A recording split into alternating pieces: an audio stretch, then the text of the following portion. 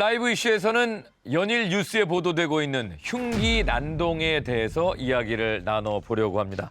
최근 흉기 난동과 관련된 사건이 정말 많이 발생하고 있는 것 같아요. 네, 여전히 아마도 많은 분들께서 충격을 받으셨고 기억에 생생히 남아 계실 텐데요. 지난 4월에 서울 미아동에 있는 한 마트에서 갑자기 흉기 난동을 일으켜서 아무 상관없는 여성 한 분을 살해하고 다른 한 분께 중상을 입혔던 김성진 사건 발생했었고요.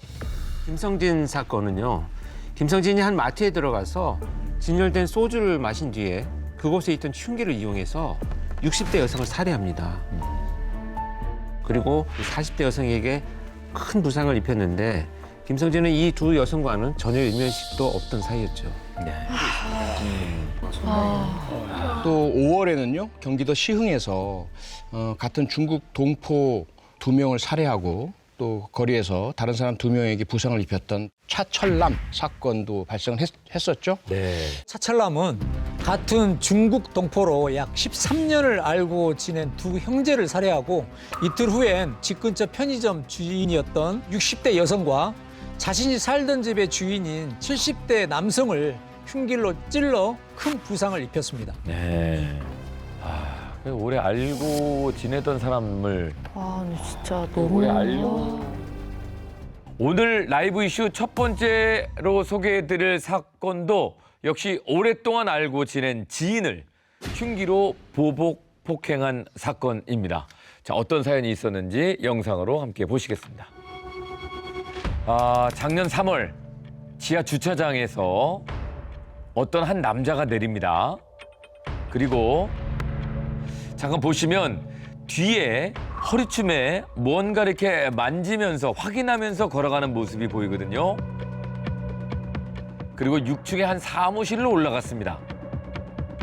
잠시 후에 남성의 지인이 문을 열고 나왔고 사무실에 이제 있었던 사람이죠. 이 양복 입은 사람을 위해서 이제 엘리베이터를 잡아주려고 앞서 가는데 뒤를 따라오던 이 남자, 네, 갑자기 돌변합니다. 네, 갑자기 돌변합니다. 그리고 아까 뒷주머니에 있었던 몽키 스패너를 꺼내서 지인의 머리를 내리치기 시작합니다. 야, 지금 예. 사건 같은데.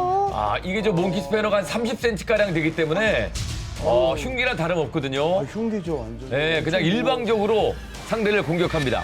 망치랑 똑같다고 봐야 돼. 네.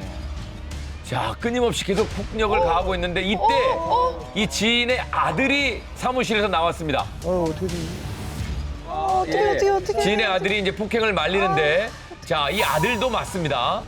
어떡해. 처음에 먼저 맞았던 지인은 너무 많이 맞아가지고 막 비틀거리기 시작합니다. 난동 끝에 이 남자가 자리를 뜹니다. 엘리베이터에서 뭐라 합니다. 내가 형님 죽이러 왔어. 근데 너 때문에 못 죽이고 그냥 간다. 뭔 소리야. 머리에 심한 골절상을 입고 병원으로 지인은 이송이 됐고요. 아들 있어서 천만 다. 부자를 다 무슨 원한이 있길래 진짜 죽을 뻔했어요. 진짜. 어떻게 저렇게까지. 지금 이 몽키 스패너를 휘둘렀던 이 가해 남성과 피해자는 각자 동종업계 회사를 운영을 했고 한 15년 전부터 알고 지낸 사이였습니다. 근데 약 1년 전부터 피해자가 자기를 험담하고 다닌다. 이런 소문을 듣고 항의하려고 여길 찾아온 거죠. 이 가해 남성은요. 피해자가 근무 중인 회사 지하 주차장에 자신의 차를 주차를 하고 차 안에서 피해자를 약 1시간 반 동안 기다렸다고 합니다. 그러다가 피해자가 사무실에 올라가는 모습을 보고 미리 준비해둔 약 30cm 길이의 몽키 스패너를 허리춤에 챙겨 들고 따라 올라갔습니다. 그러니까 뭐 계획적인 겁니다. 네, 지금. 계획이네. 그러니까요. 맞아요. 저는 계획적입니다. 네. 그렇죠. 피해자의 사무실로 따라 올라간 이 가해 남성은요. 왜 내 험담을 하고 다녔냐고 물었는데 피해자는요. 네가 내 험담을 하고 다니지 않았느냐. 해결의 기미는 보이지 않았고요. 그대로 이제 대화가 끝났습니다. 그리고 가해 남성이 사무실을 나갔고 피해자는 배웅을 하는데 그때 이 돌변한 가해 남성이 30cm의 몽키 스패너로 피해자의 머리를 저렇게 10여 차례 내리친 겁니다. 계획했어, 계획. 근데 말이 잘 끝난 줄 알고 데려다 주려고 미리 앞에 나가서 길 안내를 하고 있었는데. 아니 이게 칼이랑 다를 게 뭐가 있어요. 저걸로 머리 때리면 그 죽을 수도 있다는 생각을 하거든요, 사실은.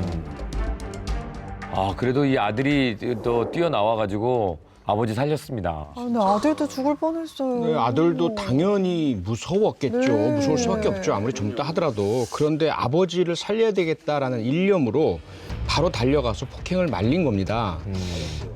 그런데 이 아들도요, 보셨겠지만 그 말리는 과정에서 저 몽키 스패너에 손도 맞고 머리도 맞아요. 맞았습니다. 맞았어요. 그래서 부상 입어서 치료를 받아야 했습니다.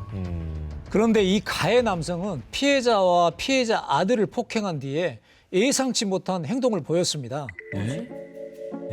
예상치 못한? 그 길로 경찰서에 가서 자수를 했습니다.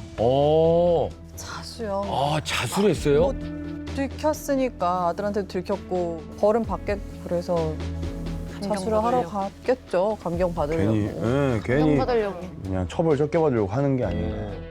범죄자들은요 멈춰야 되겠다라고 해서 자수를 하는 경우는 많지는 않습니다. 대부분 그렇죠. 오히려 내가 억울하다라는 것을 더 주장하기 위해서 당당하게 내가 걸어왔다 이런 이제 주장들을 하게 됩니다. 그런 주장을 뒷받침하는 행동을 그 뒤에 합니다. 이 가해 남성이 결국 구속됐거든요. 구속 상태, 수감된 상태에서 피해자에게 편지를 보냅니다.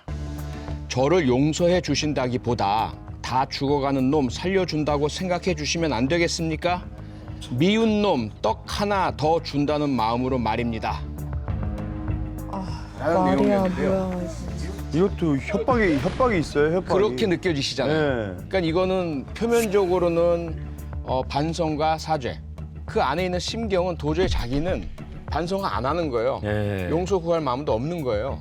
와. 이런 의미로 읽히잖아요. 뭐 완전 뻔뻔하게 참. 이 가해 남성이 1심에서 특수상해 혐의로 징역 3년 6월을 선고받았습니다. 근데 아니 자수한 게 뭐 좀 이 형량에 영향을 미친 건가요? 남성이 자수를 한 것만으로 3년 6월의 형량을 받은 건 아닙니다. 1심에서 검찰은요, 가해 남성에게 진술과 범행 경위, 도구 등을 봤을 때 살해 의도를 입증하기 어렵다는 이유로 살인 미수가 아닌 특수상해 혐의를 적용했기 때문입니다. 죽이려고 했다고 말도 했는데. 저런 스패너나 망치로 머리 때려서 죽은 사람이 많이 있을 맞아요. 건데 당연히 왜 그렇죠. 저렇게 네. 나오죠? 계획적으로 갖고 오기도 했고. 저렇게 때리면 죽어요. 머리를 계속 머리 때렸잖아요. 동윤 씨나 하선 씨 말씀하신 것과 같은 심경을 피해자가 느끼셨거든요. 너무 억울하게 느끼셔서 가해자는 계획적인 범행을 저질렀고 피해자의 머리 뒤쪽을 집중적으로 공격했습니다. 그리고 아들이 말리지 않았다면 사망했을 수도 있을 것입니다. 게다가 가해자 본인 스스로 살인 의도를 드러내는 발언을 했으므로 이 건은 특수상해가 아니라 살인 미수 혐의가 적용되어야 합니다라는 주장을 하면서 검찰에 항소를 해달라고 요청을 했습니다. 그렇게 되어지. 오해가 생겨서 그 오해 때문에 15년 지기 지인을 흉기로 무자비하게 폭행했던 사건. 공정한 재판이 내려지길 바랍니다. 라이브 이슈 두 번째 사건은요. 역시 이번에도 끔찍한 흉기 난동 사건입니다. 함께 보시죠. 자, 서울의 도로변인데요. 짐 가방을 끌고 80대 할아버지가 지금 인도를 걸어가고 있었습니다. 자, 근데 앞에 이 할아버지를 막아서는 남자가 있어요. 왜? 그리고 다짜고짜 할아버지를 밀칩니다. 왜 시비 걸어? 너 뭐뭐지? 너 누구 맞지? 아는 사람인 거? 다짜고짜 아는 척을 하는데 길을 가로막은 이 남성의 손에 자세히 보니 32cm 정도의 칼이 있었습니다. 32cm. 남자는 곧바로 복부를 찔렀고 미쳤나 봐. 흉기에 찔린 할아버지가 이제 도망을 가니까 따라갑니다. 그 뒤를 막 쫓아가는데요. 네, 불행중 다행으로 할아버지는 이 남자를 피해갈 수 있었고 너무 다행이다. 어떻게 피했나 보다. 어떡해. 잠시 후에 이 남자는 자전거를 타고 현장을 떠납니다. 남자가 떠나니까 할아버지가 이제 다시 나와서 주변에 이제 도움을 요청을 합니다. 손으로 배를 움켜잡고 계시네요. 네. 이를 목격한 행인들이 서둘러 신고를 했고 할아버지는 길가에 그냥 쓰러지고 말았습니다. 연세도 많으신데 어우 빨리. 네, 119가 곧바로 출동을 했고요. 서둘러서 병원으로 이송을 했습니다. 아니 연세도 있으신데 저 피할아버지는 괜찮으세요? 네, 피해자는 목과 배 여러 곳을 찔려서 병원에 이송이 됐습니다. 한 군데만 찌는 게 아니에요. 바로 수술을 받아서 그나마 위험한 상황은 겨우 넘겼다고 합니다. 천만다행이다. 진짜 다행이다. 근데 아까 그 가해 남성이 자전거 타고 도망가는 걸 봤거든요. 네. 잡혔나요? 주변 목격자들을 통해서요, 달아난 남성의 인상착의를 확인을 했습니다. 그래서 CCTV를 확보해서 30분 만에 피가 묻은 목장갑을 낀 채로 자전거를 타고 있던 범인을 찾았습니다. 그래서 가해 남성을 바로 체포할 수가 있었습니다. 아까 뭐 너 누구 맞지 누구 맞지 이렇게 확인하는 거 보니까 아는 사람인가요? 아니면 아는 사람을 닮았던 건가요? 예, 가해 남성이 경찰에 체포된 뒤 진술한 내용에 따르면요, 알던 사이였는데 오. 지인들과 함께 자신을 괴롭혀서 그걸 복수하기 위해 흉기로 피해 남성을 공격했던 거라고 주장했습니다. 주장을 하는데 근데 피해를 본 할아버지는 진술이 좀 달랐던 것 같은데요. 예, 맞습니다. 달랐습니다. 피해자는 자신은 가해 남성을 전혀 모른다. 왜 자신을 타깃으로 공격했는지 전혀 알 수가 없다. 네. 그렇게 진술을 했습니다. 아니, 진술이 다른데요. 왜냐면 저는 뭐 아직 진실은 모르지만 피해자의 말이 좀 진실에 가까운 것 같은 게 뭐냐면 이렇게 했었을 때 막 약간 모르는 사람이 나한테 왜 이러지 약간 이런 태도였어요. 아는 사람이었으면 네. 약간 뭐 인사를 했겠죠, 그죠? 왜 그래 이런 게 아니라 처음부터 이 사람 왜 이래 약간 이런 느낌이 들어가지고 수유 씨 말씀이 맞습니다. 이게 알고 봤더니요, 가해 남성은 조현병 등의 정신질환을 앓고 있었고요. 평상시에 자기의 지인이 자기 험담을 하고 다니고 자기를 괴롭힌다 이런 망상을 가지고 있었는데 길거리를 가다가 마주친 할아버지가 그 지인이라고 생각을 한 겁니다. 그래서 당신 누구지? 라고 그 사람이라고 착각을 하고 공격을 했던 것이죠. 근데 뭐 항상 말씀하시지만 뭐 병이 있다라고 해서 다 그런 건 아니겠지만 조현병 증상이 있으면 저런 상황이 일어날 수도 있어요. 일반적으로 그 환시, 그러니까 환청이 있고요. 이건 정말 전형적인 증상에 의해서 발생될 수 있는 사건인데 조현병만으로 정말 일어난 건지는 좀 더 조사를 해봐야 되겠죠. 근데 모든 것을 판단할 수 없는 상황이 아니고 자신이 범행을 저지르고 도망도 가고 네. 또 범행 도구도 준비하고 이렇게 하잖아요. 다만 이제 사람을 인식하는 과정에 이 망상이 계속 지속되면서 범행의 동기로 작용했을 가능성은 있다 이렇게 보여집니다. 피해자의 가족들은 너무 억울하실 것 같아요. 그냥 길바닥에서 이게 무슨 일이에요? 무슨 일이야, 진짜. 처벌은 어떻게 됐나요? 네, 저 남성 결국 기소돼서 재판을 받게 됐는데요. 적용된 혐의는 살인 미수 혐의였고요. 그런데 이 재판은 국민참여재판으로 진행이 됐습니다. 국민참여재판은 두 가지 조건이 충족되어야 열릴 수 있거든요. 하나는 사형 무기 또는 단기 1년 이상의 징역형에 해당되는 중범죄일 때, 그리고 두 번째로는 피고인의 동의가 있을 때. 그런데 여기에서 그렇다고 무조건 열리는 것이 아니라 법원에서 국민참여재판이 열려서 오히려 피해자나 사회에 안 좋은 영향을 끼친다든지 이렇게 판단을 할 때는 또 국민참여재판을 열지 않을 수도 있습니다. 어쨌든 피고인 측에서는 국민참여재판이 본인한테 조금 유리할 수 있다라고 본 거겠네요. 그렇게 판단한 거죠. 그죠. 그 유리할 것이라고 기대하는 것은 조현병 등의 정신병력으로 심신미약 내지는 심신상실이라는 것을 국민 배심원으로부터 인정받겠다라는 그런 의도가 깔려 있었을 겁니다. 그래서 재판이 열렸어요. 재판 결과 배심원들의 판결이 이루어졌는데 살인 미수 혐의에 대해서는 만장일치로 유죄 판결이 내려졌고요. 예. 그 다음에 이제 조현병 등에 의한 심신 미약 주장에 대해서는 배심원 만장일치로 불인정했습니다. 이러한 국민참여재판소의 배심원들의 판결은 재판 결과에 굉장히 중요한 역할을 합니다. 그래서 아주 특별한 경우가 아니면 거기에서 사실 크게 벗어나는 경우는 많지는 않아요. 그래서 그 기준으로 많이 판결을 하고 있습니다. 만약에 벗어나면 판사가 반드시 그 사유를 네. 적어서 설명을 해야 돼요. 예. 밝혀야 돼요. 예. 뭔가 배심원들이 지금 만장일치가 나왔는데 이번 사건 재판 결과가 좀 궁금해요. 네, 재판 도중에 밝혀진 사실들이 있는데요. 이 피고인이요, 이미 지난 2015년에 집단 흉기 상해죄로 징역 2년형을 선고받았던 사실이 밝혀졌고요. 또 2019년에는요, 흉기 등을 이용한 특수 상해죄로 또 징역 2년형을 선고받았던 전력이 있었던 것이 밝혀졌습니다. 그래서 재판부는요, 피고인이 여러 차례 실형을 선고받았었고 동종의 범죄 전력도 있는 점을 참작해서 결과적으로 살인 미수 혐의 유죄, 징역 10년형을 선고했습니다. 아, 저는 이런 일이 하도 길에서 뭐 막 뉴스에도 많이 나오니까 막 호신용 경보기, 막 스프레이, 전기 충격기 다 갖고 다녀요. 혹시 몰라서. 그냥 이렇게 방지라도 될까 봐. 이런 범죄를 막으려면 좀 어떻게 해야 될까요? 범죄를 저는 이 두 가지 측면에서 본다면 첫 번째는 범죄를 실행하는 자들의 심리 사회적 배경에 대한 연구가 반드시 필요합니다.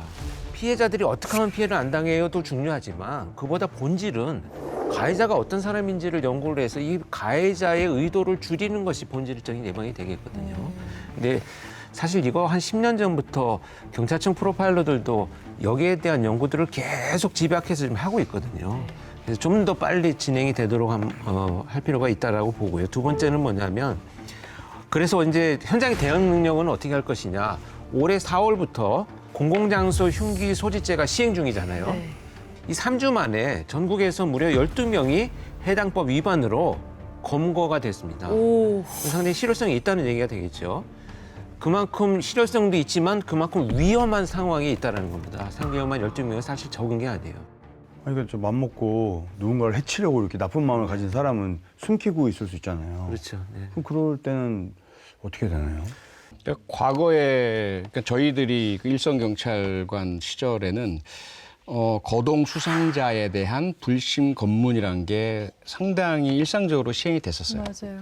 그런데 그러한 활동이 인권 침해라는 이제 사회 변화에 의해서 그렇게 이제 문제 제기가 된 거죠. 그래서 경찰관들이 더 이상 거동 수상이라는 이유만으로 이 자유로운 시민을 길거리에서 제지하고 수색하고 이것은 이제 할 수 없게 됐습니다. 그럼 여기서 우리가 뭔가 방법이 있어야 되지 않겠느냐. 뭐 외국의 사례를 보자면 미국 같은 경우에는 뚜렷한 목적이 없어 보이는데 사람이 여기저기를 다니고 있는 것 같다. 경찰관이 그렇게 판단을 한다면 그때 미국의 경찰관은 그 사람을 제지하고 우리가 과거 했던 것처럼 불신검문을 할 수가 있어요. 미국이나 영국이나 이런 사례들처럼 우리도 숨기고 다니는 흉기를 조금 발견할 수 있는, 그렇다고 시민의 권리가 너무 제약되지 않고 경찰의 공권력 남용이 일어나지 않는 그런 어떤 솔로몬의 지혜를 우리 사회가 찾아내야 된다라고 생각이 됩니다. 공공장소 흉기 소지죄는 진짜 범행할 가능성이 있는 사람들을 사전에 단속하는 거니까 그래도 이런 거는 조금 안심이 되는 것 같아요. 네. 오늘 라이브 이슈에서는 흉기 난동에 관해서 이야기를 나누고 있는데요. 아마 올해 초에 많은 분들이 관심을 갖고 지켜보셨을 텐데요. 흉기를 든 범인을 진압하는 과정에서 여러 사람의 목숨이 위협받았던 사건입니다. 그 영상을 여러분 함께 보시겠습니다. 자, 2025년 2월입니다. 지금 밤길을 걷고 있는 두 여성이 보이고 그 뒤를 따라가고 있는 남자가 보입니다. 이 시간이 지금 새벽 3시쯤 됐는데요. 이 남자는 이 여성 두 사람이 가는 길을 계속 따라가다가 결국 집 앞까지 갑니다. 근데 그리고 현관 비밀번호를 누르는 모습을 계속해서 지켜보고 있었고 눈치채야 되는데. 이 여성들은 계속 이제 의식을 하다가 그 모습을 수상히 여겨서 집으로 들어간 이후에 바로 경찰에 신고를 했습니다. 그 사이에 이 남자는 이 자리를 벗어나긴 했지만 현장에 출동한 경찰에게 포착이 됐습니다. 뭐 새벽 시간이었기 때문에 어렵지 않게 찾아낼 수 있었는데요. 경찰이 이제 이 남자를 향해서 다가가는데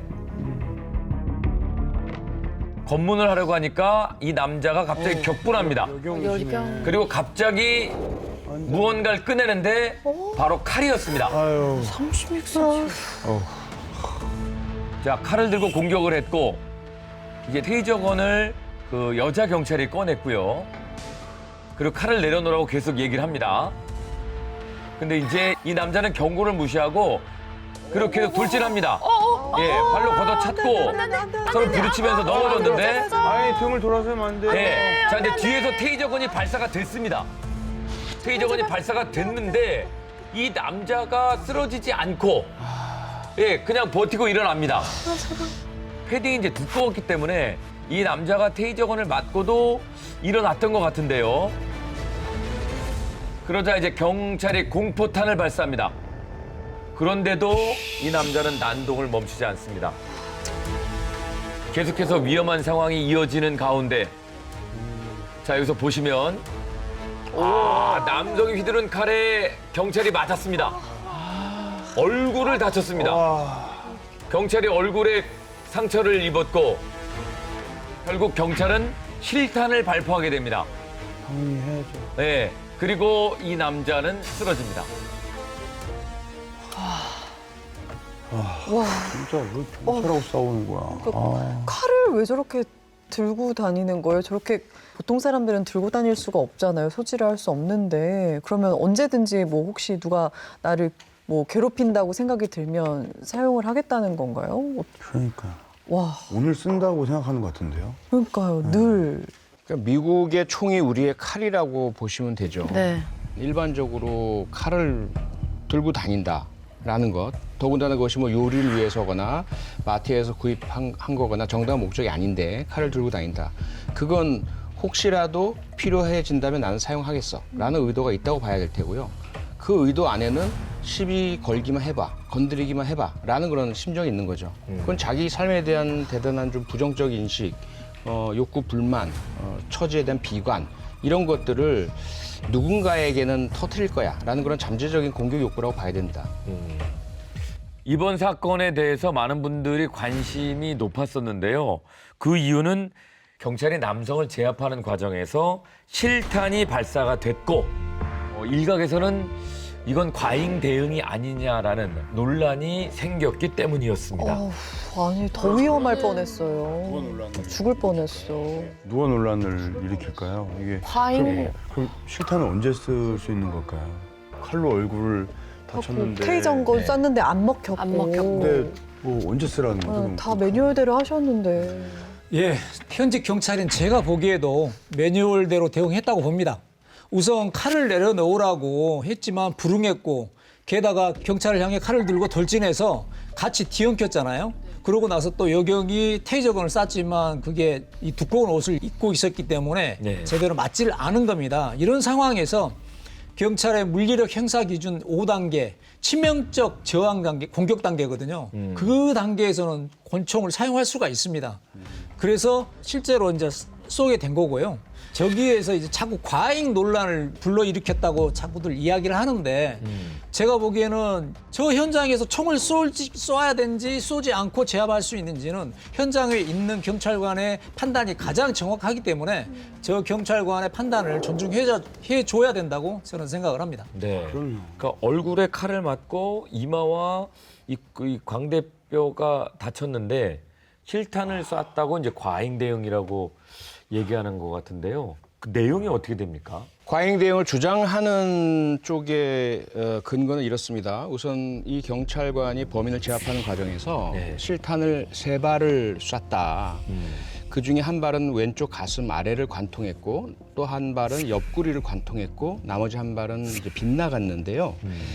총을 맞은 범인 결국 병원으로 이송됐지만 사망을 했고요. 이 과정에서 그 경찰의 물리적 행사 기준에 그 경찰관 직무집행법과 해당되는 기준에 경찰관은 실탄을 사용할 때는 반드시 대퇴부 아래를 겨냥하여야 한다라는 이제 내용이 있거든요. 그래서 결과적으로 이 가해자의 상복부 쪽 이쪽을 두 개의 실탄, 두 발의 실탄으로 직격했으므로 이건 대퇴부 아래를 겨냥하라는 경찰 기준에 어긋난다. 그래서 과잉 대응이다라고 주장을 하고 있는 거죠. 아, 근데 이게 다리를 맞추기가 쉽나요? 그리고 지금 이 현장에 있었던 그 경찰은 이미 칼로 다쳤잖아요. 네. 그 상황에서 하체 다리 쪽을 쏴야 된다라는 생각을 할 수 있었을까요? 당시 경찰관이 얼굴에 칼을 맞아가지고 피를 흘려가지고 시야가 제한적일 수도 있었고요. 네. 그리고 그 범인과 너무 가까이 근접한 거리였잖아요. 저 상황에서는 사실 대퇴부 아래쪽을 조준하기가 어려웠을 겁니다. 더군다나 움직이는 사람을 향해서 쐈는데 어떻게 대퇴부를 향해서 쏠 수가 있겠습니까? 쐈다 하더라도 이게 안 맞을 수가 있거든요. 이제 그런 상황이었기 때문에 그 실탄이 이게 상복부에 오발돼서 맞았던 것 같습니다. 근데 어쨌든 칼에 많이 찔리셨던 경찰분 괜찮으세요? 근데 저는 사실 아까 이렇게 뒤덮일 때 다리도 한 번 긁힌 것처럼 보였었거든요. 되게 위험했어. 위험했어. 제압 과정에서 이렇게 부상을 입은 경찰은요, 바로 병원으로 이송이 됐고요. 빠른 시간 안에 응급수술을 받았습니다. 무사히 큰 고비는 넘길 수 있었다고 하는데요. 제가 이제 이대호 형사고 저 경찰 동기잖아요. 우리 동기 중에 한 분이 똑같은 상황에서 얼굴을 이마부터 턱까지 칼에 이 상처를 받았는데 이게 성형 수술이 안 돼요. 그래서 정년퇴직을 할 때까지 그 상처를 그대로 갖고 근무를 했었어요. 그러니까 평생을 그냥 트라우마를 갖고 그 얼굴에 상처를 갖고 살아가는 거죠. 이제 어쨌든 정말 위험한 고비를 넘겼잖아요. 그러면 또 이제 또 다른 뭔가 걱정이 혹시나 또 과잉 대응으로 뭐 징계를 받는다든지 그런 건 없었겠죠? 당연히. 규정이라는 게 있으니까. 있죠. 네. 그것도 이제 감찰을 합니다. 근데 꼭 감찰이라는 것이 뭐 처벌을 하겠다는 건 아니고 사실을 밝히는 것이 감찰인데 해당 지역 경찰청에서는 경찰이 가해 남성에게 수차례 경고를 했고 또 투항 명령을 했고 해당 사건이 고위험 상황이다. 이대호 형사가 얘기한 것처럼 마지막 단계의 상황이었다라는 것이 인정이 됐고요. 경찰 물리력 행사 기준과 방법에 따라서 적법하게 직무를 집행했다고 하면서 정당 방위로 결론을 지었습니다. 그리고 사건 직후 가해 남성의 유족들도 가해 남성이 평소 정신질환을 앓고 있었고 다친 경찰관이 그나마 좀 얼른 쾌차하기를 바란다는 말을 전했다고 합니다. 그래도 결국 이번 사건은요, 가해 남성에게 특수공무집행방해 치상 혐의가 적용이 됐지만 이 남성이 사망을 했기 때문에 결국 공소권 없음으로 종결이 됐습니다. 아니, 뭐 유족들께서 들으시면 좀 뭐 서운하실 수도 있겠습니다만은 이 사건은 사실은 과잉 대응이라는 논란 자체가 나오는 게 이상할 정도의 이거를 과잉 논란으로 뭐 징계를 주거나 문제를 삼으면 이 경찰분들이 할 수 있는 일이 없어요. 얼마나 될까 싶은 마음이 들어요. 과거에도 이 사건과 좀 비슷한 일이 좀 있었습니까? 있었습니다. 2001년 진주 꽃집 사건이라는 사건이 있었는데요. 이 꽃집의 사장님이 밖에서 그 친구를 지인을 깨진 맥주병으로 목을 찔렀다라는 이제 신고를 경찰이 받습니다. 그리고 나서 이 남성이 집으로 가서 아들을 협박하고 있다라는 내용까지 접수가 됐어요. 그래서 경찰관 2명이 현장에 출동을 했습니다. 꽃집에. 그랬더니 이 남성이요, 경찰관들에게 저항을 한 거예요. 그러면서 그중에 한 명의 경찰관을 붙잡고 쓰러뜨렸고요. 넘어져서 엎치락뒤치락 하는 사이에 이 남성이 경찰관의 허리춤 쪽으로 가는 모습을 보였고 그때 같이 출동했던 경찰관이 이 거구의 꽃집 사장이 흉기를 꺼내는 것으로 판단을 한 거예요. 그리고 동료 경찰관이 지금 공격당하고 있고 그래서 저항 그만해라 요구하고 3번이나 경고하고 공포탄 발사하고 그래도 계속해서 공격을 했기 때문에 실탄 발사를 했어요. 결과적으로 이 남성은 병원에 후송됐지만 폐혈증으로 숨지게 됩니다. 그런데 당시에 검찰이 이 경찰관을 업무상 과실치사 혐의로 기소를 했고요. 1심 유죄, 2심 유죄까지 경찰관이 유죄 판결을 받게 돼요. 그런데 대법원에서 무죄 취지로 파기환송을 합니다. 일단 첫째, 상황이 무척 위급했고 급박했다. 두 번째, 동료 경찰관의 생명이 위협하다라고 충분히 판단할 수 있는 그런 상황이었다. 그래서 그 대법원의 그런 파기환송 의견을 고법에서도 그대로 받아들여서 결국 무죄 확정 판결이 내려졌습니다. 이 사건에 대한 판결이 이번 사건의 근거가 정당방위 인정의 근거가 되었다라는 거. 급박한 상황에서 본인 또는 타인의 생명을 보호하기 위한 정당방위가 인정될 때 우리 법원에서는 경찰관의 총기 발사 행위에 대해서 비록 피해자가 사망한다 하더라도 정당방위 인정을 하고 있습니다. 네. 아유. 현장에서 일하시는 분들은 정말 뭐 얘기하지 못할 그런 아쉬운 부분들이 많으실 겁니다. 그죠? 예. 개선이 좀 돼야 된다라고 얘기하실 만한 부분이 있으시면 이 기회에 한번 말씀해 주셔도 좋으실 것 같은데 어떠십니까? 뭐 정말로 이 공권력이 정말 범죄 앞에서 총을 쏘는 걸 주저하고 체포하는 걸 주저한다고 그러는 거는 사회 정의가 바로 설 수가 없습니다.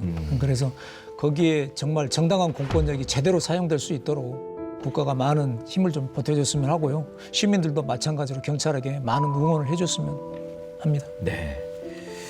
아, 이참 올해만 해도 흉기 난동으로 수많은 무고한 피해자들이 생겨났습니다. 우리 사회의 안전을 위해서라면 흉기 난동에 대한 재발 방지 대책이 더 강력하게 마련이 돼야 될 것 같고요. 그리고 현장에서 범인을 상대하는 경찰들이 보다 더 적극적으로 대응할 수 있는 그런 상황적인 개선, 사회적인 제도의 개선이 꼭 필요하지 않을까 싶습니다.